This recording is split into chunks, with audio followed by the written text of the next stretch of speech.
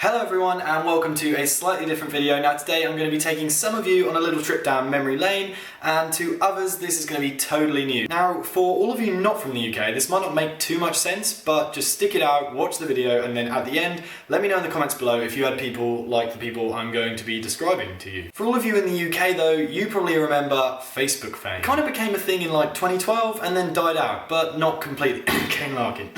And what a lot of you probably don't know is that I actually owe some of my following today to this so-called Facebook fame, because back in 2012 I actually started doing funny videos on the internet. You might have even seen me singing my order in McDonald's. I apologise if you did. Anyway, at the beginning of 2013 I started doing them with a friend of mine called Louis, and over the space of a few months we actually managed to build up tens and thousands of followers. Some of the videos had up to like 45,000 likes, which is mental. So if you saw these people while you were growing up, you probably thought that they had a really easy time going through that stage, right? Well, in this video I'm going to open up the doors and show you guys the behind the scenes that you never really saw. So I'm going to cover a few things, but those main things will be family life, school life, relationships, and personal life that obviously doesn't include family life. Let's go! Okay, so let's start with school life. So obviously the opinion of what I had on the internet was kind of split three ways. People who loved it, people who couldn't really give a crap, and people who thought it somehow made me the worst person in the world. To generalise it kind of went like this. The years below me thought it was cool. My year was split between all three, and the years above, yeah, they didn't like it. To give one example of just how crazy things got, I actually got reminded of this the other day when I was at the school talent show watching my little sister perform, and I was sat next to an old teacher of mine and he said, "Harry, do you remember that girl who asked me what seat you sat in just so she could sit in the same seat?" Yeah, I don't even know what.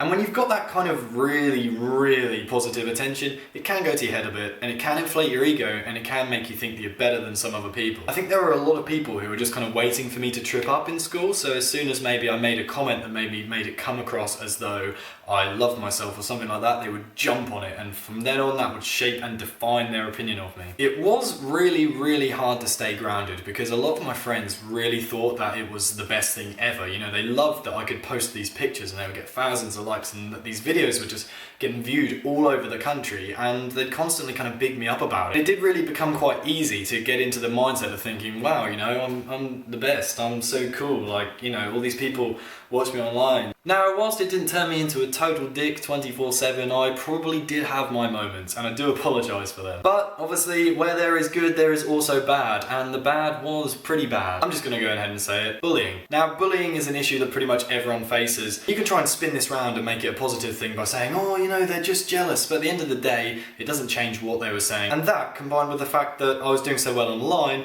kind of made me turn my head away from school a little bit, and yeah, it did affect my grades. And now, I'm not going to name any names, but it even got to the point where sometimes if I didn't do some homework or something, you know, which is something that we all do from time to time or don't do, the teacher whose homework I'd forgotten to do would say, "Oh, do you think you're too good for homework, do you?" And I'm just like, no, I just haven't done it, I'm sorry. Why, because I have followers online, is me not doing my homework different to them not doing their homework?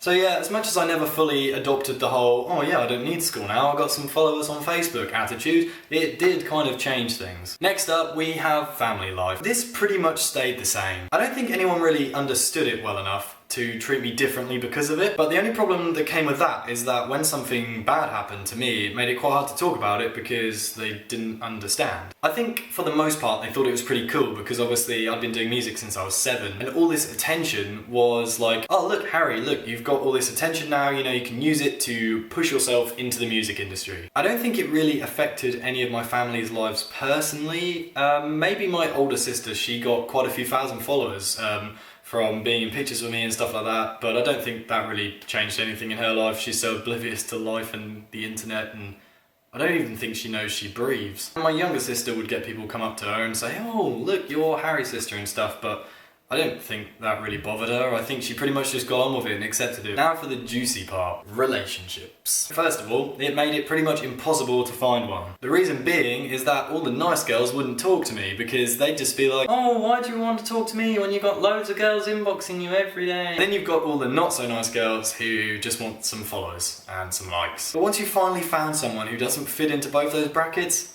It's not the only problem you encounter. It's quite hard to realise when you're kind of 16 and 17, I think, that relationships are quite a private thing, and I think everyone just wants to share it, but I would heavily advise against it, because yeah, it can cause problems. Especially when you're in this kind of small amount of spotlight as well, and you've got all these people just kind of, you know, looking at you and wondering what you're going to do next, and as soon as you've done it and as soon as you posted it, they know, and they're going to give you an opinion, and that could be bad. I pretty much just gave up on relationships when I was doing all that. There just wasn't any point, but I was 16, there is no point anyway. So, here comes the personal stuff. I'm going to kick it off with a good thing, which I'm sure most of you probably guessed already, but I'm just going to confirm it for you. Free stuff. At least twice a week I would have something come through the post. And that was pretty cool. Now a bad thing. See, when you're getting all these messages and from all these people from all over the place that you don't know, sometimes you can actually feel quite lonely. You know, sometimes getting all these messages from all these strangers kind of rubs in the fact that you don't get as many messages from non-strangers. And I think that's probably something that hit me quite hard, and probably hit a lot of the other people who are doing what I was doing quite hard as well. The attention in real life. This was a good and a bad thing. At first, it was awesome. I still remember very clearly the first time I got noticed in real life for videos I'd done on Facebook. I was at Thorpe Park with my school, and I was in the queue for Colossus, and I could have sworn I was hearing my name, and I said to my friend Owen, I said, are they saying my name? And he was like, yeah, I swear they are, I'm gonna ask them.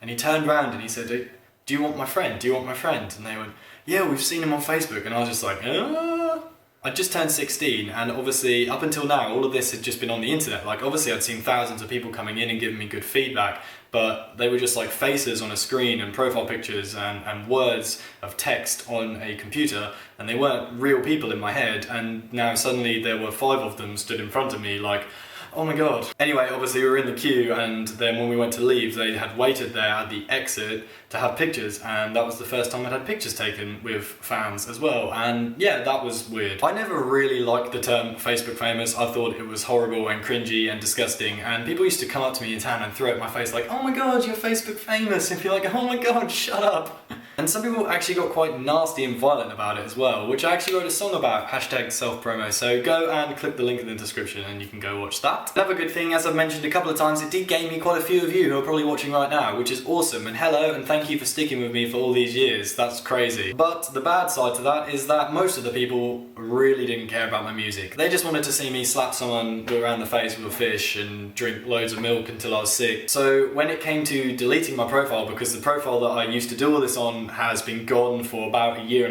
now, a lot of people didn't transition over to my music page because they just didn't want to. One thing I really hated about it is that it made me really lazy. As I said, we got tens of thousands of followers in a few months. We didn't put much effort into these videos. They took about 10 minutes to film and about 5 minutes to edit and 5 minutes to upload, and then suddenly they were getting thousands and thousands of plays. It got me to a point where I was just assuming that I could just do anything that easily. Another bad thing, and this might seem a bit of a contradiction due to a video I recently did saying that not everyone on social media is fake, which is what I now believe, but back then, the people that I knew through Facebook fame were dicks. Worst part is, some of them didn't even try and cover it up. Some of them actually got famous from being horrible. As I just said not that long ago, it still hasn't quite faded today, which is really strange, because sometimes, you know, people, they come up to me and they're like, oh, hey, I know you from that video. And I'm like, oh, what, cheerleader? Because it's my most popular video. And they say, no, that rap battle. And I'm just like, kill me now. But I wouldn't change it at all. Not at all. Not even the bad parts, because it got me where I am today, you know.